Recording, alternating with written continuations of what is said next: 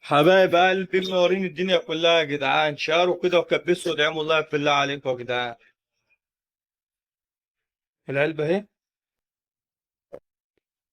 بص بقى، احكم انت. ده الجراب الاصلي بتاع الشركة، مم. ما تحطش في التليفون. بص احكم انت يا عم. قسما بالله ده متباع جديد، ما متباع استعمال، مفتوح من علبته ساعات واتحرق.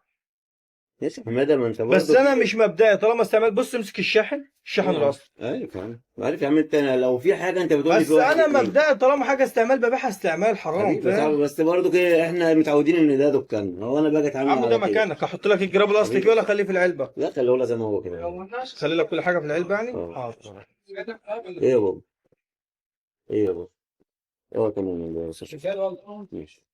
كويس. سلام. حولهم لك يا مدو.